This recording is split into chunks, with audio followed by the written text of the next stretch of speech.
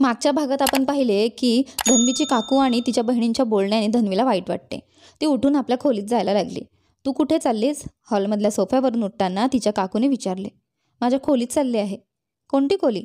ती तर आम्ही स्टोअर रूम बनवली. फालतू सामान होतं ते ठेवलं तिथे. धन्वीने आश्चर्याने तिच्याकडे पाहिलं. तिला घर सोडून एकच दिवस झाला होता. तिचा मूड अगदीच खराब झाला. वेदांत तिला न्यायला येणार नव्हता. आधी माला आणि रेखाने टोमणे मारले होते आणि आता हे सगळे ऐकावे लागत होते. तिला घरी पोहोचून अवघा 1 तासच झाला होता. चहा पिताना ते गप्पा मारत होते, पण तिला अस्वस्थ वाटायला लागले. ती तिच्या गोळ्या बघायला पर्स उघडत होती. तेव्हाच बाहेरून घरचा नोकर धावत आला. मॅडम, बाहेर जावई बापू आले आहेत. त्यांनी धन्वी दीदींना लवकर बाहेर येण्यास सांगितले आहे. धन्वीला क्षणभर वाटले की तिने काहीतरी चुकीचे ऐकले असेल, पण ऐकूनही तिला आश्चर्य वाटले. ती उठून लॉनकडे पाहू लागली. समोरच लॉनमध्ये आजोबासोबत वेदांत बसला होता आणि घड्याळ पाहत होता. तेव्हाच त्याची नजर धन्वीवर गेली. त्याने हॉलच्या दारात उभी असलेली धन्वी पाहिली आणि तो उठून तिच्या दिशेने आला. प्लीज धन्वी, लवकर कर. माझी खूप महत्त्वाची मीटिंग आहे. मला शहराबाहेर जायचं आहे, तो म्हणाला. दादाजीही त्यांच्या मागोमाग आले. बेटा धन्वी आत्ताच तर आली आहे. कसा बसा 1 तास झाला असेल. दादाजी, आम्ही पुन्हा येऊ. मला संध्याकाळी यायला उशीर होईल म्हणून वाटलं की आता घेऊन जावं. जावई बापू, ती पहिल्यांदाच आली आहे. आम्ही गिफ्ट द्यायचे आहेत म्हणून म्हटलं ती संध्याकाळपर्यंत इथे राहिली तरी चालेल, तिच्या काकूनं म्हटलं. जेव्हा धन्वी पुढच्या वेळी येईल तेव्हा तुम्ही गिफ्ट द्या. आता मात्र मला निघायला हवं. पण चहा तरी घेत जा, दादाजी म्हणाले. ठीक आहे दादाजी, मी तुमच्यासोबत बाहेर चहा पितो. पण धन्वी, प्लीज लवकर ये. धन्वी, जी आपली औषधं शोधत होती, ती हे सगळं विसरून गेली. ती पटकन आपल्या खोलीत गेली. तिच्या काही पुस्तकांसह लग्नापूर्वीचे काही सामान तिला घ्यायचे होते. तिने ते पटकन एका बॅगेत भरले. तोपर्यंत वेदांत चहा पिऊन झाला होता. धन्वी तिथून लवकरात लवकर निघू इच्छित होती. नोकराने तिचे सामान गाडीत ठेवले. धन्वी गाडीच्या मागच्या सीटचा दरवाजा उघडू लागली. ड्रायव्हर नाहीये, पुढे बस, वेदांत म्हणत स्वतःही गाडीच्या ड्रायव्हिंग सीटवर बसला. थोड्याच वेळात ते तिथून निघून गेले. धन्वी जाताना घराकडे पाहत राहिली. प्रत्येक वेळी कुणी ना कुणीतरी म्हणायचं की वेदांत असं करणार नाही, त्यानं असं करायला हवं होतं, पण तो प्रत्येक वेळी येतो आणि तिची अब्रू वाचवतो. कालच्या विधींमध्येही आणि आज तिच्या काकू आणि बहिणींनी जे काही म्हटलं होतं त्यामध्येही तिला खूप छान वाटलं. तिने गाडी चालवत असलेल्या वेदांतकडे एक नजर टाकली, पण अचानक तिला हॉटेलमधील घटना आठवली. तिच्या मनाला कसं कसं वाटू लागलं. थोड्या वेळापूर्वी तिच्या चेहऱ्यावर असलेला आनंद अचानकच विरून गेला. वेदांत जरी गाडी चालवत होता तरी त्याचे लक्ष धन्वीच्या चेहऱ्याकडे होते. क्षणभरापूर्वी तिच्या डोळ्यात असलेली चमक आता विरून गेली होती. त्याला काहीच समजेनासे झाले. त्याला वाटले की ती त्याच्यासोबत येऊन आनंदी आहे, पण मग तिच्या चेहऱ्यावर ही उदासी का? त्याला तिच्याशी विचारावेसे वाटले, पण त्यांनी एकमेकांची इतकी जवळीक अजून निर्माण केली नव्हती की ती त्याच्याशी मन मोकळे करू शकली असती.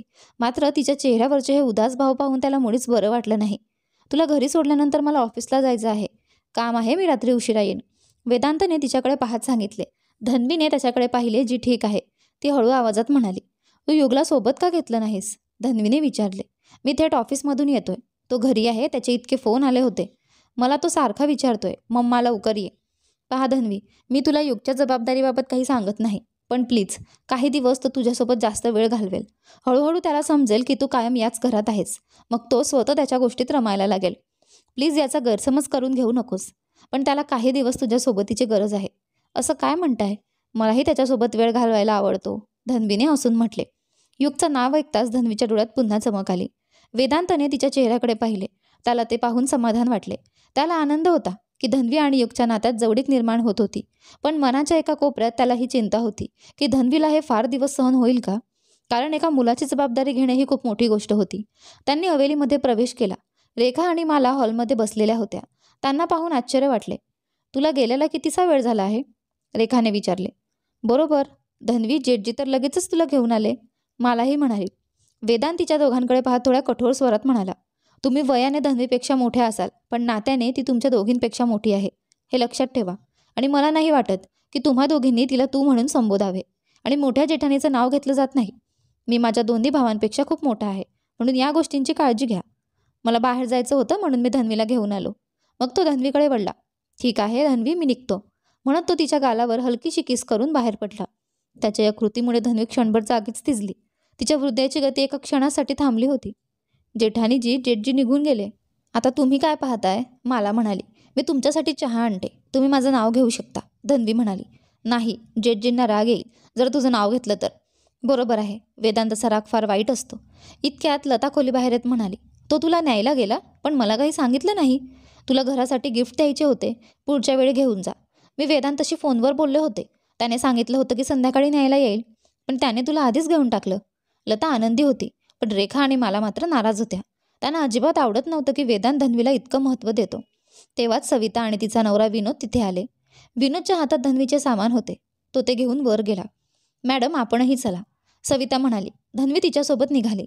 वेदांत गाडीत जाऊन बसला. त्याने सर्वांसमोर धन्वीला गुड बाय किस केलं होतं. यामागचा हेतू हा होता की त्यांचं नातं सर्वांसमोर सामान्य वाटावं. विनोद आणि सविता हवेलीतील प्रत्येक गोष्ट त्याला सांगत असत. घरात काय चाललं होतं याची त्याला पुरेशी माहिती असायची. विशेषतः त्याच्या दोन्ही भावांच्या बायका त्याच्या आणि धन्वीच्या नात्याबाबत खूप गॉसिप करत होत्या. यावर नियंत्रण ठेवणं आवश्यक होतं, विशेषतः युगसाठी. युग खूप आनंदी होता. त्याला जरा जरी काही विचित्र जाणवलं तरी त्याचा मूड लगेच खराब झाला असता. वेदांतने धन्वीला किस केल्यानंतर तो खूप आनंदी होता. त्याच्या हृदयातही एक वेगळीच हालचाल झाली होती. अशी भावना त्याला कधीच आली नव्हती. त्याचे तनिषासोबतही नाते होते आणि आजही त्याचे काही नाईट स्टँडचे संबंध वेगवेगळ्या मुलींशी होते. पण ही भावना खूप वेगळी होती जी त्याला आनंद देत होती. धन्वी लिफ्टच्या ऐवजी जिन्याचा वापर करत वर जात होती. वर जाताना ती मॅन्शन पाहत होती. ग्राउंड फ्लोअर सर्वात मोठा होता आणि त्यात सुमारे 8 बेडरूम होते. त्याशिवाय एक मोठा ड्रॉइंग रूम, एक विशाल हॉल, एक मोठे किचन आणि राजनचे ऑफिस देखील होते. मिडल फ्लोअरवरही साधारणपणे 6 बेडरूम होते. लिव्हिंग एरियासोबतच तेथे एक ऑफिसही होते. आधी वेदांतचे रूम ह्याच फ्लोअरवर होते, पण लग्नानंतर टॉप फ्लोअर त्याच्यासाठी खास बनवण्यात आले होते, जे पूर्णपणे मॉडर्न आणि अपडेटेड होते. तिथे 4 बेडरूम होते, ज्यापैकी वेदांतचे रूम सर्वात मोठे होते. त्याच्या शेजारीच युगचे रूम होते, जे तुलनेत लहान होते. युगच्या रूमचा दरवाजा थेट बाल्कनीकडे न होता आतून सुरक्षित ठेवला गेला होता, कारण वेदांताला युगच्या सुरक्षेची पूर्ण काळजी होती. त्याशिवाय वर एक ऑफिस, जिम आणि एक छोटा लिव्हिंग रूम होता, जो किचनच्या समोर होता. टेरेसचा एक भाग वेदांतच्या रूमच्या बाहेर होता आणि दुसरा भाग लिव्हिंग एरियाशी जोडलेला होता. तिथे भरपूर फुलझाडे आणि एक झुलाही ठेवलेला होता. मेन्शनच्या टेरेसवर खास पार्टीसाठी व्यवस्था केली गेली होती. धन्वी वर जाताना सगळं निरीक्षण करत होती. तिच्या मनात ही भावना उमटली की हे सगळं आता माझं आहे, कारण सविताने तिला सांगितले होते की हा टॉप फ्लोअर वेदांतचा आहे. आंटी, मला 1 कप चहा बनवून द्या, धन्वीने सविताला सांगितले. हो, दूध जरा जास्त घाला, मला ही काळी चहा आवडत नाही. ठीक आहे मॅडम, सविताने हसत उत्तर दिले. तिला युग कुठेही दिसला नाही. युग कुठे आहे, ती किचनमध्ये जाऊन विचारू लागली. लता मॅडमने त्याला त्याच्या नॅनीसोबत बाहेर पाठवले आहे. तो वारंवार विचारत होता, धन्वी मॅम कधी येणार. चहा पिल्यानंतर धन्वीने साडी बदलून सूट घातला. काही वेळाने लता तिच्याकडे आली आणि सोबत युगही होता. लता थोड्या वेळाने निघून गेली, पण युग मात्र धन्वीसोबतच राहिला. आता धन्वीच्या डोक्यात एक मोठी समस्या आली होती. ती वेदांत राठोडला काय म्हणून हाक मारेल. रेखा आणि माला यांनी तिचे नाव घेतले होते, तर त्यांना किती ओरडा मिळाला होता. वेदांत धन्वीपेक्षा किती मोठा होता. युग, तुझ्या डॅडला सगळे काय म्हणतात. मी तर त्यांना डॅड म्हणतो. युग हसत म्हणाला. आणि तुझे दोन्ही काका, ते त्यांना भाई म्हणतात. आणि दोन्ही काकी, त्या जेठजी म्हणतात, युगने उत्तर दिले. धन्वी विचारात पडली. आई वडील वेदांतला काहीही म्हणू शकतात, पण ती काय म्हणणार. त्याच विचारात संध्याकाळ झाली. धन्वी आणि युग लॉनमध्ये लतासोबत बसले होते. तेव्हाच धन्वीला प्रीतीचा कॉल आला. हं, काय मग, सासर गाठलं, प्रीतीने फोन उचलताच विचारले. हो, सकाळीच आले. हो, तू मेसेज टाकला होता म्हणून आम्ही घरी आलो नाही. माझी मोठी समस्या आहे, धन्वी बाजूला जाऊन म्हणाली. मी वेदांत राठोडला काय म्हणू. हा कसला प्रश्न, प्रीती हसत म्हणाली. नवरा आहे तुझा, जसे हवे तसे बोल. जानू, बाबू, सोनू, सोपं बोल, मला फालतू सल्ले नकोत, धन्वी रागाने म्हणाली. तेव्हाच लता म्हणाली, धन्वी बेटा, आरामात वर जाऊन बोल. लता आणि युग आत निघून गेले. धन्वीही वर जात प्रीतीशी बोलत होती. म्हणजे तू त्याचे नाव घेऊ शकत नाहीस, प्रीतीने विचारले. तुला काय वाटतं. अगं, तू त्याची पत्नी आहेस. लहानशी का असे ना, पण वेदांत म्हणून हाक मारू शकतेस. मला खूप भीती वाटते. मी त्याला काय म्हणू. मग सर म्हण, प्रीती हसून म्हणाली. काय, तो माझा प्रोफेसर नाही, धन्वी हसली. मग मिस्टर वेदांत राठोड म्हण. नाही, मला वाटतं मी मिस्टर राठोड म्हणेन. एक उपाय आहे, जसं माझी आई बोलते. ऐका हो, प्रीतीने मजेत म्हणाली. मला तसं बोलायला जमत नाही, धन्वीने लगेच नकार दिला. तिला कल्पनाही नव्हती की तिच्या या मूर्खशीर गप्पा वेदांत ऐकत होता. तो ऑफिसची मीटिंग कॅन्सल झाल्यामुळे खोलीत आला होता आणि धन्वीच्या बोलण्यावर एकटाच हसत होता. ठीक आहे, मी मिस्टर राठोडच म्हणेन, असं म्हणून धन्वीने फोन ठेवला. वेदांत खोलीत धन्वीच्या येण्याआधीच बाहेर पडला. त्याला हे दाखवायचं नव्हतं की त्याने तिच्या बोलण्यावर हसू आवरले नाही. खाली जाताना त्याच्या मनात एकच विचार आला. तुला काय वाटतं, माझा निर्णय चुकीचा आहे. वेदांत आपल्या शर्टच्या बाही फोल्ड करत खाली येत होता आणि सोबत हसतही होता. त्याला पाहून राजनने लताकडे पाहत म्हटले. बरोबर आहे, माझा हा खडूस मुलगा जो कधी हसत नाही, बघ कसा एकटाच हसत खाली येतोय. काय झालं, आम्हालाही सांग ना, एकटाच का हसतोयस, राजनने वेदांतला विचारले. दॅट काही खास नाही, मला फक्त 1 कप कॉफी हवी आहे, वेदांतने आपल्या आईकडे पाहत म्हटले. भाऊ, कॉफीसाठी तुझ्या बायकोला सांग, माझ्या बायकोला नाही. राजनने मिश्किलपणे म्हणत वेदांतला चिडवलं. मान्य आहे की ती तुमची पत्नी आहे, पण ती माझी आईसुद्धा आहे हे विसरू नका, वेदांत हसत म्हणाला. हे ऐकून तिघेही हसत हसत कॉफी पिऊ लागले. वेदांतने त्यांना काही सांगितले नाही की त्याला नेमके कुठल्या गोष्टीवर हसू येत होतं. त्याच वेळी धन्वीही खाली आली. वेदांताला तिथं बसलेलं पाहून ती थोडी आश्चर्यचकित झाली, कारण त्याची आज महत्त्वाची मीटिंग होती आणि त्याला उशीर होणार होता. या बेटा ये, राजनने तिला पाहून प्रेमाने बोलावले. धन्वी त्यांच्याजवळ येऊन बसले. इतक्यात युगही खेळता खेळता तिथे आला. मग तुझी मीटिंग कॅन्सल झाली का आज? राजनने पुन्हा तोच विषय काढला. धन्वी ही कॉफी पीत त्यांचे बोलणे ऐकू लागली. हो, मी तुम्हाला सांगितलं होतं ना, ज्यांच्यासोबत माझी मीटिंग होती त्यांचा लहानसा अपघात झाला, त्यामुळे मीटिंग कॅन्सल करावी लागली. मग आज रात्री तू धन्वीला डिनरला घेऊन जा, राजनने सुचवले. बिलकुल बरोबर, लता देखील म्हणाली. वेदांताने घड्याळाकडे पाहिले आणि म्हणाला, ठीक आहे, मग बेटा जा आणि तयार हो, लता धन्वीला हसत म्हणाली. धन्वीने वेदांताच्या चेहऱ्याकडे पाहिले आणि मग ती तिथून निघू लागली. ये युग, चल, मी तुला तयार करून देते, तिने प्रेमाने म्हटले. नाही, युग घरीच राहील माझ्यासोबत, वेदांताने ठामपणे सांगितले. काय युग, बरोबर ना? आज मॉम आणि डॅडला जाऊ दे.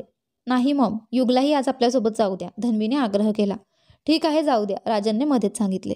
धन्वी आणि युग दोघेही वरती निघून गेले. त्यांना जाताना पाहताच वेदांत म्हणाला, डॅड, तुम्हाला वाटत नाही का की तुम्ही तिच्यासोबत चुकीचं केलं आहे? कोणाच्या बाबतीत बोलतोयस तू? राजनला वेदांतच्या बोलण्याचा अर्थ समजला नाही. धन्वीच्या, वेदांत म्हणाला. कोणत्या अँगलने ती युगची आई वाटते? लोकांना ती त्याची मोठी बहीण वाटेल. एका 19 वर्षांच्या मुलीचं लग्न 32 वर्षांच्या मुलासोबत लावणं हे चुकीचं नाही का? हे ऐकून लता आणि राजनने एकमेकांकडे पाहिले. जर विषय फक्त वयाचा असता तर हे खरंच चुकीचं ठरलं असतं. पण तिच्या आजोबा तिच्यासाठी स्थळ शोधत होते.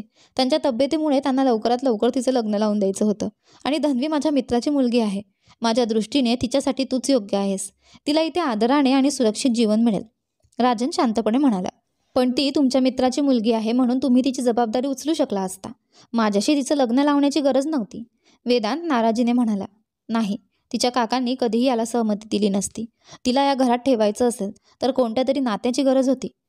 तुझे दोन्ही भाऊ आधीच विवाहबद्ध झाले होते, त्यामुळे तुझाच पर्याय राहिला. आणि जर तुला वाटतं की तिच्यासोबत चुकीचं झालं आहे तर ही चूक सुधार, राजांनी त्याच्याकडे पाहत ठाम शब्दात सांगितले.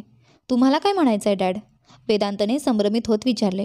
ती BAच्या अंतिम वर्षात आहे. तिचे शिक्षण पूर्ण करायला मदत कर. तिला आयुष्यात जे हवंय ते तिला मिळवून दे. प्रत्येक स्त्री आपल्या पतीमध्ये वडिलांसारखे गुण शोधते. आणि राहिला वयाचा प्रश्न, तर मी आणि तुझ्या आईमध्येही बऱ्याच वर्षाचं अंतर आहे. आजकाल मुलीही मुलांपेक्षा मोठे होऊ लागले आहेत. त्यामुळे जर तुम्ही दोघांनी एकमेकांना समजून घेतलं, प्रेम केलं, तर वयाचा काही फरक पडत नाही. मला खात्री आहे की ती एक उत्तम पत्नी ठरेल आणि युगसाठी देखील एक उत्तम आई बनेल. मी चुकीचा निर्णय घेतलेला नाही. मी जग पाहिलं आहे. उगाच मी तुझ्यासाठी तिची निवड केली नाही. तुझ्यासाठी मुलींची काही कमतरता नव्हती की मी मुद्दाम एका लहान मुलीशी तुझं लग्न लावलं. तिला तुझी गरज आहे, राजनने त्याच्या खांद्यावर हात ठेवत म्हटले. आता हे सगळं सोड आणि तूही तयार हो. वेदांत त्यांचे बोलणे शांतपणे ऐकत होता. त्याच्या चेहऱ्यावर हलकीशी स्मितरेषा उमटली. मी माझ्या बाजूने प्रत्येक प्रयत्न करेल आणि मला आशा आहे की तुमच्या प्रत्येक शब्दाचा अर्थ योग्य ठरेल, वेदांतने सकारात्मकतेने उत्तर दिले. वेदांत खोलीत गेला. युग आधीच तयार होऊन सोफ्यावर बसला होता. अरे, तू तर तयार झालास? हो, मॉमने मला तयार करून दिलं, युग आनंदाने म्हणाला. वेदांत ड्रेसिंग रूममध्ये गेला. त्यावेळी धन्वी आपल्या कपाटासमोर उभी होती. एका साडीला हातात धरून विचार करत होती. तिच्या चेहऱ्यावर गोंधळ स्पष्ट दिसत होता. काय झालं? वेदांतने विचारले. काही नाही, धन्वी म्हणाली आणि साडीला मॅचिंग ब्लाऊज शोधू लागली. तुला ज्यात कम्फर्टेबल वाटतं तेच घाल. साडी, ड्रेस, जीन्स, तुला जे हवं आहे. वेदांतच्या बोलण्यावर तिने साडी पुन्हा ठेवली आणि एक सूट बाहेर काढला. बेबी पिंक रंगाचा सिल्क सूट. तो घेऊन ती युगच्या खोलीत गेली. वेदांतने तिला पाहिलं पण काही बोलला नाही. तो बाथरूममध्ये गेला.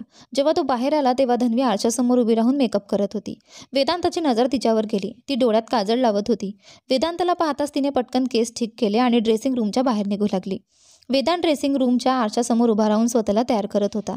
त्याच्या नजरा खोलीभर फिरल्या आणि धन्वी त्याच्या नजरेत अडकल्यासारखी वाटली. ती सिल्कचा ओव्हरसाइज कुर्ता आणि प्लाझो पॅन्ट घालून होती. त्यावर डार्क पिंक लिपस्टिक आणि गडद काजळ लावलेले होते. ती खोलीभर फिरत आपल्या कानात झुमके घालण्याचा प्रयत्न करत होती. वेळोवेळी तिचे केस तिच्या कानावर येत आणि ती पुन्हा त्यांना मागे सारत होती. वेगवेगळ्या अँगलने झुमके घालण्याचा प्रयत्न करताना तिला त्रास होत होता. धन्वी, वेदांतने आवाज दिला. त्याच्या हाकेवर धन्वीने ड्रेसिंग रूमच्या दरवाजाकडे पाहिले. मी तयार झालो आहे, तू आरशासमोर नीट तयार हो, वेदांत म्हणाला. तो ड्रेसिंग रूमच्या बाहेर आला आणि धन्वी आत गेली. काही वेळातच तिघेही तयार होते. मी तयार आहे, तू आरशासमोर जाऊन तयार हो, थोड्याच वेळात तिघंही तयार झाले. वेदांत गाडी ड्रायव्हरच्या शेजारी बसला. धन्वी आणि युग मागच्या सीटवर बसले. युगची नानी रीता त्यांच्यासोबत बसू लागली. धन्वीला वाटलं की रीता तिथे अनावश्यक आहे, म्हणून तिने वेदांतला सांगायचं ठरवलं. धन्वीने वेदांतकडे पाहिलं, पण तिला तो कसा बोलवावं ते समजलं नाही. मिस्टर राठोड, धन्वीने वेदांतला बोलावलं. वेदांत तिच्या आवाजावर मागे वळला. काय झालं? रीताची गरज नाही आहे. रीता, तू घरीच थांब, वेदांत म्हणाला. रीता गाडीत बसली नाही आणि तिघेही निघाले. मम्मा, तुम्हाला कोणता आईस्क्रीम फ्लेवर आवडतो? युगने बसताच विचारलं. मला चॉकलेट फ्लेवर आवडतो. मलाही, असं म्हणत युग आनंदाने हसला. मम्मा, आज आंटी म्हणाले की माझे डोळे अगदी तुमच्यासारखेच आहेत. युगच्या या वाक्यावर वेदांतने मागे वळून पाहिलं. युगचे डोळे हलके निळसर रंगाचे होते, जसे धन्वीचे होते. तनिषा परदेशी होती. तिचे डोळे गडद निळ्या रंगाचे होते. त्वचा गोरी आणि केस तपकिरी. युगची त्वचा देखील गोरी होती, पण तनिषा इतकी नव्हती. त्याचप्रमाणे धन्वीचे डोळेही हलक्या रंगाचे निळे होते आणि तिचा रंग वेदांतच्या तुलनेत अधिक उजळ होता. युग आणि धन्वी दिसायला जणू भाऊ बहीण वाटत होते. वेदांत युगचे बोलणे ऐकून मागे वळला होता, पण त्याचं लक्ष धन्वीवरच थांबलं. बेबी पिंक रंगाच्या सूटमध्ये तिचा रंग अधिक उजळ दिसत होता. ती खूप सुंदर दिसत होती. वेदांतच्या डोक्यात वडिलांचे शब्द पुन्हा वाजू लागले. जर तुझ्यामध्ये तिच्यासोबत काही चुकीचं झालंय तर ते योग्य कर. वेदांत समोर पाहत विचार करत राहिला. तिच्याबद्दल काहीतरी वेगळं वाटत होतं. ती त्याच्या विचारांवर हळूहळू अधिराज्य गाजवत होती. ते रेस्टॉरंटमध्ये पोहोचले. गाडी थांबताच तिघं बाहेर आले आणि ड्रायव्हर पार्किंगमध्ये गेला. मेनू कार्ड पाहत वेदांतने विचारलं, तुम्ही दोघं काय खाणार? युगने लगेच आपली पसंती सांगितली. आणि तू धन्वी? वेदांतने विचारलं. काहीही चालेल, पण व्हेज असावं. वेदांतने तिघांसाठी ऑर्डर दिली. तो धन्वीशी बोलू इच्छित होता, पण ती युगमध्येच गुंतली होती. त्याने वाट पाहिली की कदाचित ती त्याच्याकडे बघेल, पण तसं झालं नाही. शेवटी त्यानेच संवाद सुरू केला. तुझे क्लासेस कधी सुरू होणार? धन्वीने युगकडे पाहिलं. माझे क्लासेस सुरू झालेत. मग तूही कॉलेज सुरू कर. ठीक आहे. तुझे ॲडमिशन झाले का अजून बाकी आहे? झाले आहे. ठीक आहे, तर उद्यापासून कॉलेजला जा. सुरुवातीला ड्रायव्हर तुला सोडेल आणि परत आणेल. नंतर तुझ्यासाठी कायमचा ड्रायव्हर ठेवू. नाही मिस्टर राठोड, धन्वी पटकन म्हणाली. का नाही? कोणालाही हे माहीत नाही की माझं लग्न झालंय. मला आधीसारखंच कॉलेजला जायचं आहे. मला ड्रायव्हर नको. ठीक आहे, मग तू गाडी घेऊन जा. नाही, मी आधीप्रमाणेच टॅक्सीने जाईन. तुला खात्री आहे? हो. मिस्टर राठोड, मला चुकीचं समजू नका. फक्त 1 वर्ष बाकी आहे. मी सगळं पहिल्यासारखंच ठेवू इच्छिते. जर लोकांना कळालं की माझं लग्न झालंय तर सगळ्यांचं लक्ष माझ्याकडे जाईल, जे मला नको आहे. ठीक आहे, पण आता मिस्टर राठोड म्हणू नको. मला वेदांत म्हण. वेदांत म्हणाला. धन्वी आश्चर्यचकित झाली. कोणती अडचण आहे? नाही, काही नाही, धन्वी म्हणाली आणि युगकडे पाहू लागली. वेदांचे लक्ष जेवणावर नव्हते, तर फक्त धन्वीवर होते. तो तिच्याकडे पुन्हा नव्या दृष्टीने पाहत होता. लग्नाच्या दिवशीही त्याने हे नीट पाहिलं नव्हतं, पण आता जाणवत होतं. ती एक साधी सुंदर मुलगी होती, जी कोणताही बनावटीपणा न करता वागत होती. कधी काळी वेदांतला बनावट आकर्षण आवडायचं, म्हणूनच तो तनिषाच्या प्रेमात पडला होता. पण आता त्याला खरी सुंदरता कळू लागली होती. तुम्हाला चॉकलेट आईस्क्रीम हवं ना? वेदांतने विचारलं. डॅड, आम्ही स्वतःच आईस्क्रीम खायला जाऊ का? युगने विचारलं. ठीक आहे. वेदांतने दोघांना जाऊ दिलं. 15 मिनिट झाली, पण ते परत आले नाहीत. वेदांतही त्यांच्या मागे गेला. धन्वी आणि युग आईस्क्रीम पार्लरमध्ये बसून खात होते. तुम्ही दोघं इथे आरामात आईस्क्रीम खाताय आणि मी तिथे तुमची वाट पाहतोय. सॉरी, धन्वी उठायला लागली. काही हरकत नाही, पूर्ण करून घे, वेदांत तिच्या शेजारी बसून म्हणाला. तुम्ही आईस्क्रीम खाणार नाही? धन्वीने विचारलं. मी गोड खात नाही, तो हसत म्हणाला. डॅड, माझी आईस्क्रीम चाखा. युगने त्याच्यासमोर धरली. वेदांतने चमच्याने एक घास घेतला आणि मम्माची आईस्क्रीमही ट्राय करा, युग म्हणाला. वेदांतने धन्वीच्या हातातून चमचा घेतला आणि तिची आईस्क्रीमही चाखली. हे पाहून धन्वी आश्चर्यचकित झाली. तुम्ही दोघं चॉकलेट फ्लेवर घेणार होतात ना? मग हे वेगळं का घेतलं? वेदांतने विचारलं. धन्वीने हलकं हसत उत्तर दिलं. युगला स्ट्रॉबेरी आणि मला बटरस्कॉच आवडलं, म्हणून आम्ही तेच घेतलं. आणि तू म्हणाली होतीस की तुला चॉकलेट आवडतं. वेदांतने तिला लक्षपूर्वक पाहत विचारलं. आवडतं, पण कधी कधी बदल आवश्यक असतो, धन्वी हलकं हसत म्हणाली आणि आपल्या आईस्क्रीमचा शेवटचा घास घेतला. युग आनंदाने म्हणाला. डॅड, हा आईस्क्रीम पार्लर खूप छान आहे. पुढच्या वेळी आपण पुन्हा नक्की इथेच येऊ. वेदांतने त्याच्या केसांवरून हात फिरवत म्हटलं. नक्कीच, पण पुढच्या वेळी तुझ्या शब्दांवर ठाम राहा. चॉकलेट फ्लेवरच घेशील. युग जोरात हसला. धन्वीने वेदांतकडे पाहिलं. त्यांची बोलणी साधी होती, पण त्यात एक वेगळी चूब होती. पहिल्यांदाच धन्वीला जाणवलं की वेदांत फक्त एक कडक व्यावसायिक नाही, तर जबाबदार माणूसही आहे, जो आपल्या माणसांची काळजी घेतो. आता निघूया, खूप उशीर झाला आहे, वेदांतने म्हणत बिल भरलं. गाडीत बसल्यानंतर युग वाटेतच झोपी गेला.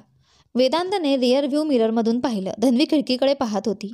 वाऱ्यात उडणाऱ्या केसांसोबत ती खोल विचारात हरवली होती. काय विचार करतेस? वेदांतने हळूच विचारलं. धन्वीने त्याच्याकडे पाहिलं आणि काही क्षण शांत राहिली. मग हळू आवाजात म्हणाली. तुम्ही बरोबर म्हणालात. जर काही चुकीचं झालं असेल तर ते दुरुस्तही करता येऊ शकतं. धन्वी ज्या परिस्थितीत वेदांतच्या आयुष्यात आली होती त्याचवेळी तिला कधीच वाटलं नव्हतं की ती स्वतःसाठी एक नवीन आनंदी जीवन उभारू शकेल.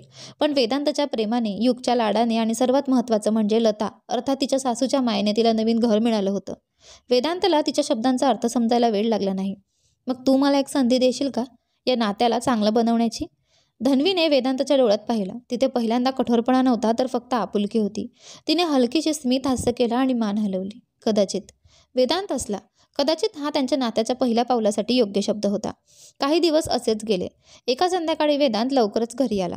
तो हॉलमध्ये पोहोचला तेव्हा त्याने पाहिलं की युग आणि धन्वी मजेत खेळत होते. युग, अभ्यास केलास का? धन्वीने विचारलं. हो मम्मा, पण आता मी एक गोष्ट शिकवतो तुला, युग आनंदाने म्हणाला आणि एक मजेदार नृत्य दाखवायला लागला. धन्वी त्याला पाहून हसू लागली आणि वेदांतही नकळत हसला. धन्वीने युगच्या कपाळावरून हात फिरवला आणि प्रेमाने त्याला जवळ घेतलं. वेदांत काही वेळ त्यांच्याकडे बघतच राहिला. धन्वी फक्त एक बायको नव्हती, ती युगसाठी खरी आई झाली होती. त्या रात्री वेदांत आपल्या खोलीत बसून विचार करत होता. धन्वी त्याच्या आयुष्यात फक्त जबाबदारी म्हणून आली नव्हती, तर ती त्याच्या आणि युगच्या आयुष्यात आनंदाचं कारण बनली होती. वेदांत आणि धन्वीचं नातं जरी एका जबरदस्तीच्या लग्नातून सुरू झालं असलं तरी काळाच्या ओघात दोघांमधील अंतर हळूहळू कमी होत होतं. वेदांत एक वेळेस खूप कठोर आणि थंड स्वभावाचा होता, पण धन्वीच्या सहज प्रेमळ स्वभावाने त्याच्या मनावर हलकीशी उमेद टाकायला सुरुवात केली होती. एके दिवशी सकाळच्या वेळी वेदांत ऑफिसला निघताना त्याच्या डोक्यात थोडासा भारीपणा जाणवत होता. तो काही बोलला नाही, पण धन्वीने त्याच्या चेहऱ्यावरचा थकवा ओळखला. वेदांत, तुम्हाला बरं वाटत नाहीये का? धन्वीने विचारलं. काही नाही, थोडंसं डोकं जड वाटतंय, पण मी ठीक आहे. नाही, तुम्ही थोडा आज जरा विश्रांती घ्या. मी आलेच तुमच्यासाठी काही गरम करून. वेदांत काही बोलण्याच्या आधीच धन्वी किचनमध्ये गेली आणि काही वेळात अलेक्झांडर टी घेऊन आली. ती डोकं शांत करण्यासाठी उत्तम होती. वेदांतने कप हातात घेतला आणि पाहिलं की धन्वी त्याच्याकडे काळजीने पाहत होती. तुला कसं कळालं की मला याची गरज आहे? तो आश्चर्यचकित झाला. जेव्हा कोणीतरी आपलं असतं ना, तेव्हा त्याच्या चेहऱ्यावरची हलकीशी चिंता ओळखता येते. त्या क्षणी वेदांतच्या मनात काहीतरी हललं. तो नेहमी एकटाच राहिला होता, पण आज पहिल्यांदा कोणीतरी त्याची खरी काळजी घेत होतं. एके दिवशी रात्रीचे 10 वाजले होते. वेदांत आपल्या ऑफिसच्या कामात व्यस्त होता. तेवढ्यात त्याला धन्वीचा फोन आला. वेदांत, युगला ताप आहे, तो खूप अस्वस्थ वाटतोय. धन्वीच्या आवाजात काळजी स्पष्ट जाणवत होती. वेदांत त्वरित उठला. मी लगेच घरी येतो. तो घरी पोहोचला तेव्हा धन्वी युगच्या कपाळावर ओल्या पट्ट्या ठेवत होती. तिच्या चेहऱ्यावर चिंतेची छाया होती. वेदांताला जाणवलं की ती फक्त नुसती जबाबदारी नाही पार पाडत, तर ती युगसाठी खरी आई बनली होती. धन्वी, मी डॉक्टरला फोन करतो, वेदांत म्हणाला. हो, पण तो उठत नाहीये, मला खूप काळजी वाटते, धन्वीने हलक्या आवाजात म्हटलं. वेदांताने तिच्या खांद्यावर हात ठेवला. तो ठीक होईल, तू इथे आहेस ना त्याच्यासाठी? काही वेळात डॉक्टर आले. त्यांनी युगला तपासलं. काळजीचं काही कारण नाही, फक्त थोडा जास्त खेळला असेल, त्यामुळे थकवा आणि ताप आलाय. आराम दिलात तर बरा होईल. धन्वीने सुटकेचा निश्वास टाकला आणि वेदांतनेही हसून तिच्याकडे पाहिलं. हळूहळू युग धन्वीच्या आयुष्याचा अविभाज्य भाग बनला होता. त्या दिवशी सकाळी वेदांतने पाहिलं की युग धन्वीसोबत खेळत होता. युग धन्वीला आई म्हणत होता, पण त्याचं वागणं तसंच होतं. मम्मा, तुम्ही मला शाळेसाठी तयार कराल? युगने विचारलं. हो ना, चल दात घासा आधी. धन्वी हसली. युग धावत बाथरूममध्ये गेला आणि वेदांत तिथे उभा राहून पाहत होता. धन्वी, तू त्याच्यासाठी खरी आईसारखी आहेस, वेदांत म्हणाला. धन्वी हलकं हसली. दोघांना पाहून वेदांत खूप खुश होता. आई होण्यासाठी जन्म देणं गरजेचं नसतं, फक्त मनापासून प्रेम देणं गरजेचं असतं. त्या क्षणी वेदांतला जाणवलं, धन्वी फक्त युगसाठी नव्हे तर त्याच्यासाठीही एक अनमोल व्यक्ती बनत जात होती. एक दिवस धन्वी आणि वेदांत एका कौटुंबिक पार्टीला गेले होते. धन्वी गुलाबी रंगाच्या साडीत खूपच सुंदर दिसत होती. पार्टीमध्ये अनेक लोक वेदांतशी बोलायला येत होते, पण त्यांच्या लक्ष सारखं धन्वीवर जात होतं. ती अतिशय साधेपणाने लोकांशी संवाद साधत होती, कुणाशीही आदराने बोलत होती आणि युगला देखील डोळ्याच्या कोपऱ्यातून बघत होती.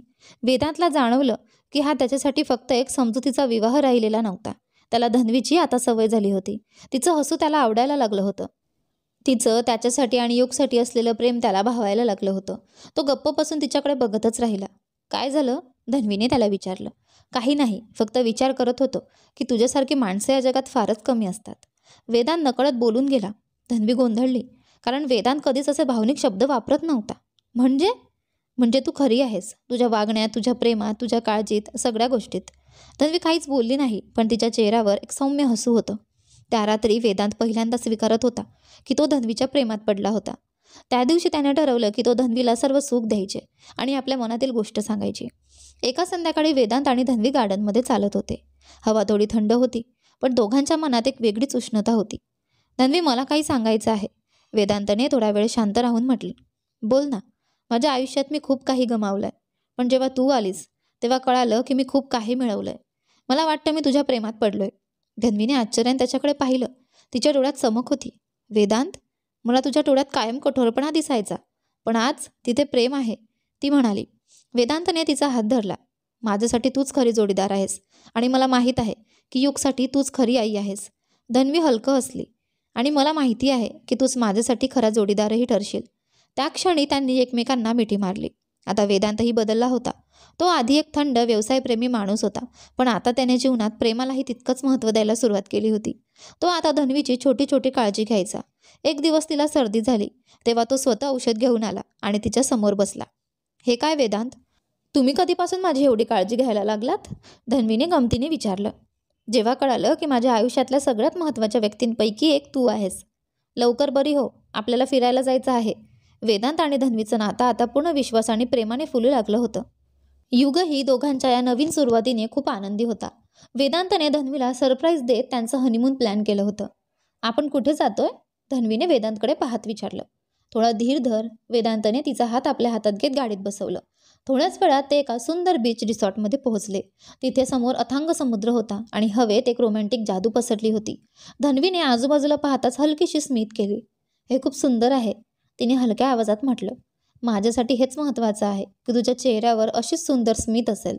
वेदांतने तिच्या गालावर हलकं चुंबन घेतलं. रात्री दोघंही समुद्रकिनारी फिरायला गेले. वाळूत हातात हात घालून चालताना वेदांतने तिला हळूच थांबवलं.